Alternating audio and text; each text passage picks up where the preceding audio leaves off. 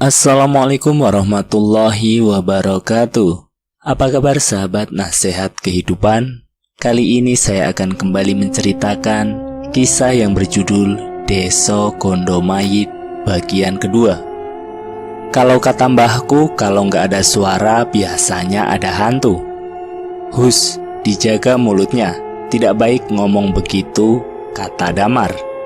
Ada yang membuat Damar sedari tadi tidak tenang. Berjalan di belakang Erik, seharusnya tidak ada lagi siapapun di belakangnya. Namun bulu kuduknya berdiri dari tadi.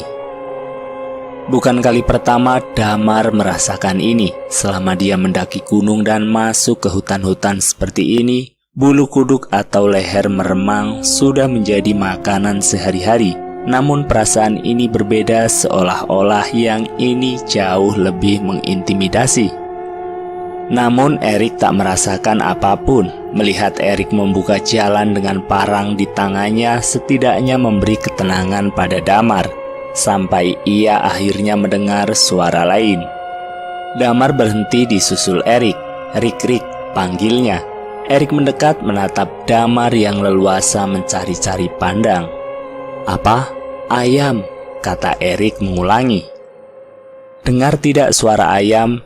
Erik diam, mencoba mencuri dengar apa yang Damar dengar. Namun Erik menegaskan bahwa tidak ada suara apapun kecuali angin yang berhembus di sela dedaunan. Gak ada. Mereka berpandangan untuk sepersekian detik, kemudian melangkah cepat-cepat. Ada hal-hal yang tidak sepatutnya diucapkan atau didengarkan, salah satunya adalah suara ayam. Mendengar suara ayam seperti pertanda sial bagi siapapun yang mendengarnya, terlebih di tempat ini. Damar dan Erik memikirkan hal yang sama. Kuntilanak. Meski kalimat itu tidak diucapkan, namun mereka sama-sama mengerti satu sama lain. Yang menjadi pertanyaan adalah suara ayam yang didengar Damar dan tidak didengar Erik menegaskan sesuatu. Salah satu dari mereka sudah diincar sedari tadi.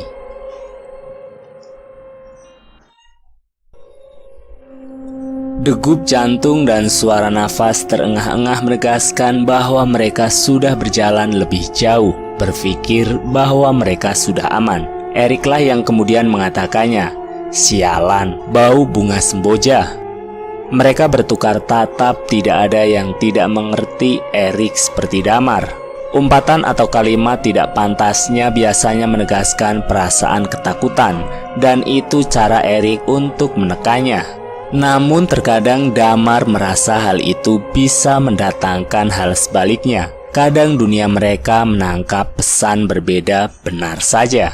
Suara ayam berbauan bunga kemudian berujung pada sosok di balik semak belukar. Eriklah yang pertama tahu, namun keinginan untuk memanggil Damar yang izin untuk membuang air kecil mendatangkan rasa penasaran yang besar. Erik mengintip sosok asing itu. Sosok tinggi setinggi Erik. Ia berdiri di bawah pohon rindang, berdiri begitu saja. Mengenakan baju yang terlihat seperti kain, warnanya mencolok dengan kegelapan hutan, yaitu warna putih. Erik terus melihat, tatapannya terkunci pada kepalanya yang dari tadi tergedek ke kiri dan ke kanan.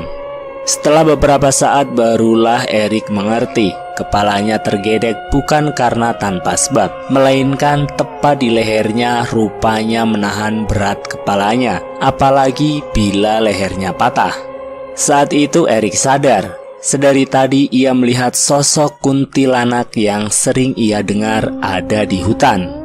Umumnya memang sering terdengar kabar bahwa penghuni atau kasarannya penunggu-penunggu di dalam hutan adalah korban-korban kecelakaan atau bencana-bencana yang tidak umum.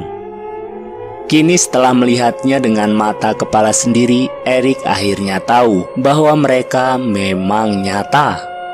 Damar sudah kembali, mereka pun melanjutkan perjalanan. Rencananya sendiri mereka harus sudah menempuh setengah dari jalur pendakian, yang menurut Damar bila dilihat dari lama jam mereka berjalan tidak jauh lagi. Erik lebih sering diam, hal ini membuat Damar penasaran. Asap rokok mencoba mencairkan suasana, namun Erik lebih memilih diam. Sesekali dia mencuri pandang ke belakang yang jelas-jelas tidak ada siapapun kecuali Damar. "Ada apa, Rik? Nggak ada apa-apa kok." Damar tahu Erik sedang berbohong. Barulah ketika sampai di tanah lapang yang artinya pos kedua atau tempat yang biasa digunakan sebagai penakaran satwa sudah dekat, Erik baru membuka suara. "Ada kuntilanak, Dam." Kaget, namun Damar tidak mencoba menanggapi. Ia hanya melihat Erik lebih pucat. Seteguk air dalam botol setidaknya mampu menenangkan Erik. Setelah dirasa cukup dan Erik menjadi lebih tenang seusai cerita bagaimana ia melihat makhluk itu. Damar yang sekarang memimpin. Disinilah keanehan itu terjadi. Pos yang seharusnya tidak jauh dari tanah lapang tidak ada. Hampir 2 jam Damar dan Erik hanya berada di area itu dan itu terus. Hal ini membuat mereka akhirnya berpikir buat menginap di sana.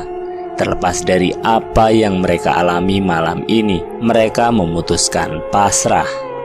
Sampai terdengar suara langkah kaki menghentak dan sontak mereka terjaga.